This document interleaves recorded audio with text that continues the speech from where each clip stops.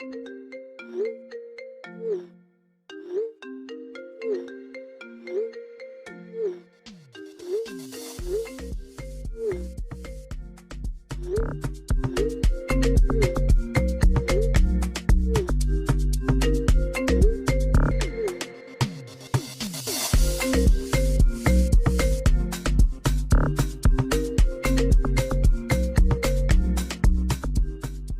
name is Rousa.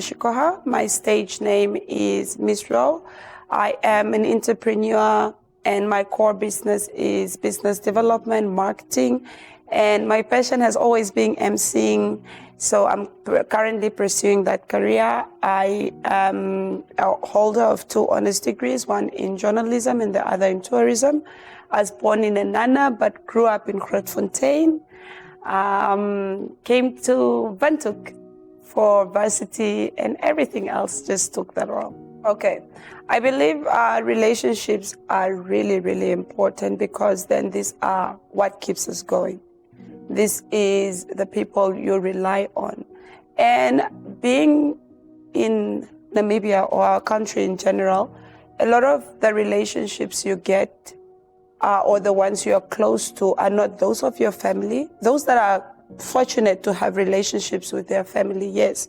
But then the people you meet along the way, those are the people you create bonds with. Those are the people that really kind of mold you in what you're doing and all of these things. So I am a sucker for relationships, be it friendship, be it relationships, any of those. Okay, my biggest fear in life is loss, okay? So when relationships come to an end, it kind of is devastating because then you have shared memories with this person, you have been in their life, they have been in yours. It kind of draws you back as a person as well. It pushes you away from what you were concentrating on and then diverts your thought on, oh my God, what did I do? Or how was I supposed to handle it better? So it really changes the whole setting of your life. So I am, yeah. Okay, yes, I am. It's a bit of both because in the end, it's not only for that I want to go back, but it's also that I want to understand it. I want to know why we had what we had and all of a sudden it's no more. What were the contributing factors? You know, is there change? Like I said earlier, I don't believe in going back in my past, but sometimes for the right reasons, one needs to understand why, you know, especially platonic relationships that ended. I'm just like, I think we can fix it. But in romance, a lot of things can trigger that and you're like, okay, we can park that and we'll move on. Because I don't believe you only find love once, you know, as you go along, as you grow. The love you had when you're 13 is not the type of love when you're 30 or when you're 26. That is fine. But when it comes to friendships, you're like, how? What went wrong? Were you really there to be a friend or it was just time passing you by? Okay, I will have to scroll down my phone because an ex? Yeah, why an ex though? I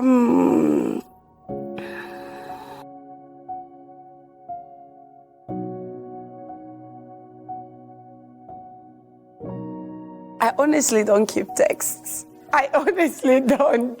It's not that because it's live or it's on air. I don't keep text messages, but maybe if I don't know, if we can discuss it like everything around something, yes, but I don't keep direct text messages. I have my response, so I would figure what he had said then.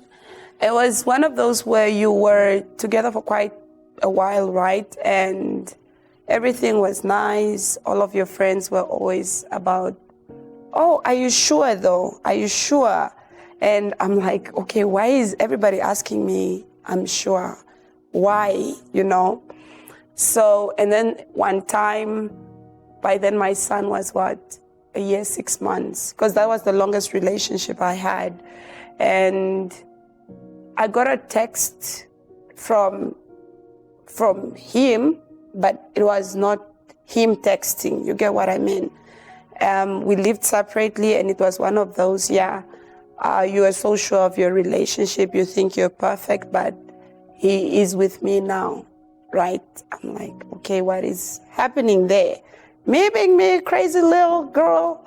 I'm like, okay, I don't believe this. I brush it off. So same day, he comes to my house. I confronted him about it. Like, okay, what was that about?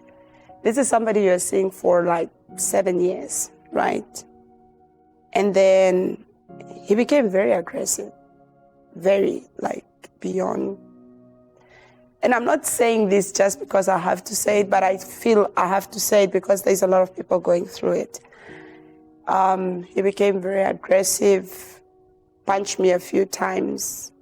And for me, my son was in my presence. That was the end of it.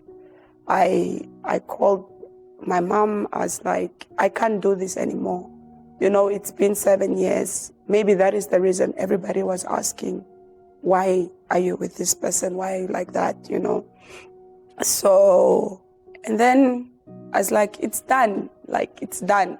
The last text message I sent him was, and that is the only text I'm keeping, because it's to remind me why I left in the first place.